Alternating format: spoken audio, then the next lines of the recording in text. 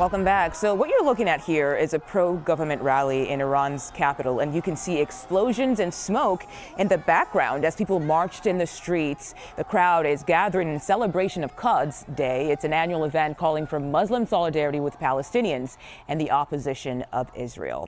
I want to bring in CBS News Middle East contributor Courtney Kealy. Courtney, good to see you today. So President Trump, he told G7 leaders that Iran is about to surrender. But images like the one we just saw, it seems to tell a different story. It almost implies that the regime is still strong and still has strong support from some of its people. Your take on that? Well, it's the last Friday of the holy month of Ramadan. And since 1979, Ayatollah Ruhollah Khomeini established what they call Al-Quds Day. In Arabic, that means Jerusalem. It's about getting the holy city of Jerusalem back, supporting Palestinians, but also showing the strength of the regime. I've been in many of these days alongside Hezbollah, for instance, in southern Lebanon and inside Beirut, the southern suburbs.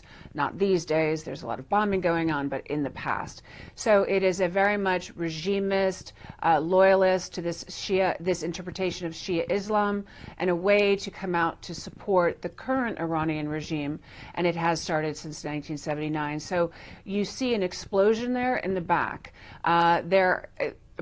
The Secretary Pete Hegseth had said there'd be heavy explosions happening in Iran today. It would be another really big day, if not the biggest. And there's also footage, which I have not verified, but is out there, which looks pretty real, is the top security chief, Ali Larjani, marching for Al-Quds Day. Despite the explosion, he keeps on marching. So they're really trying to show force right now and their dedication to the cause. And this is a cult of martyrdom. You know, it is not something that they say they don't want to die. If they have to, they will. So it really does take it to that extreme.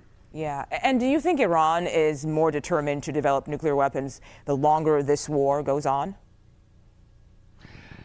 Big question. I mean, we don't know if they're even going to be able to extract uranium from Isfahan, for instance. There's enriched uranium there, according to nuclear experts I've spoken to. Is that going to be taken out? Because you'd have to do that with ground troops, special forces, but a way to get in and out safely. And on the ground, I mean, they still have armored divisions on the border. That's regardless of the missiles.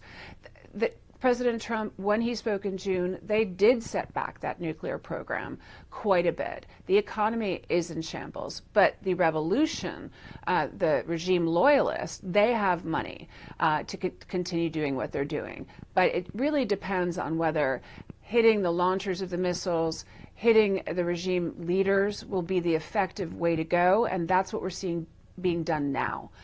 But in terms of building a nuclear weapon, this has been on and off. Israel has taken out nuclear physicists, scientists, scrambled their system before with covert operations.